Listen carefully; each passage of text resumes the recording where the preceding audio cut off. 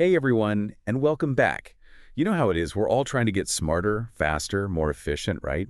So today we're going to dive deep into something that's been making waves in the personal development world. Robin Sharma's The 5 a.m. Club. Now, you might be thinking, another self-help book, but stick with me. This one's got some really interesting ideas about how getting up early can totally change your life. Not literally change your life, of course, but, make a positive impact. It's presented as a story, which is kind of fun, but for our purposes, we really want to pull out those core concepts and see how we can apply them. Exactly. And who knows, maybe some of us will even be inspired to set those alarms a little earlier, right? Yeah. Okay, so first things first, can you tell us a bit about this whole 5 a.m. thing? What's the big deal about waking up so early? Well, Sharma's main argument is all about leveraging those early hours, when the world's still quiet and you can really focus without distractions. He says it's like a secret weapon for productivity and creativity, a time to work on yourself before the craziness of the day kicks in. Yeah, I can see how that would be appealing. But let's get specific. Sharma lays out a pretty structured routine for this time, right? This 20-20-20 formula. What's that all about? Right, so he breaks that first hour after waking up into three 20-minute chunks. The first one is all about move, getting some exercise. And this isn't just about, getting ripped or anything. It's about waking up your body and your mind, getting the blood pumping and those endorphins flowing. He suggests it sets you up for better focus and energy throughout the day. So starting with a physical boost, and then what? What's the next 20 minutes for? Reflect. This is where you take some time for introspection, meditation, journaling, maybe even just planning your day. The idea is to create space for mindfulness, to really connect with your thoughts and emotions, and set intentions for the day ahead. Okay, I like that. So first we energize the body, then we center the mind. And the last 20 minutes. That's grow. It's all about learning and personal development, reading, listening to podcasts, anything that helps you expand your knowledge base and grow as a person. Sharma's point is that by doing this early, you're prioritizing your own growth before the demands of the day take over. Interesting. So it's like a holistic morning routine covering your mind, body, and personal growth, all before most people even hit snooze. But realistically, how do we actually make this a habit? I mean, I'm all for self-improvement, but early mornings, not exactly my thing. Yeah, it takes work.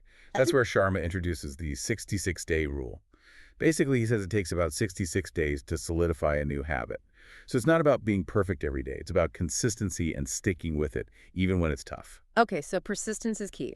Now, beyond the morning routine itself, Sharma also talks about these four interior empires. What are those all about? It's his framework for a well-rounded, fulfilling life. And I think these are really insightful. So first you have mindset, which is all about cultivating a positive and growth-oriented mentality. Yeah, mindset's huge, right? You got to believe in yourself and all that. Exactly. Then there's heart set. This focuses on emotional well-being and resilience. Oh, so like being able to handle stress and bounce back from challenges. Right. And next is health set, which is pretty self-explanatory, prioritizing physical health and fitness. So taking care of your body. And finally, soul set.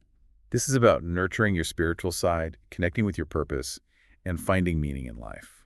Okay, so it's really about aligning all these different aspects of yourself. Interesting. Now, one more thing that stood out to me was Sharma's emphasis on community, specifically mastermind groups. Can you tell us about those? Yeah, this is about surrounding yourself with like-minded people who support and challenge you. The idea is that by sharing goals and holding each other accountable, you're much more likely to succeed. It's about creating a network of people who are on a similar journey of growth and development. That makes sense. So it's not just a solo mission, right? Having that support system can make a big difference. Awesome. Well, this has been a fascinating look into the 5 a.m. Club. It's a lot to take in, but I think the key takeaway is that intentionally using that early morning time can be a powerful tool for self-improvement and achieving your goals. It's not just about the time itself, it's about how you use it. Absolutely.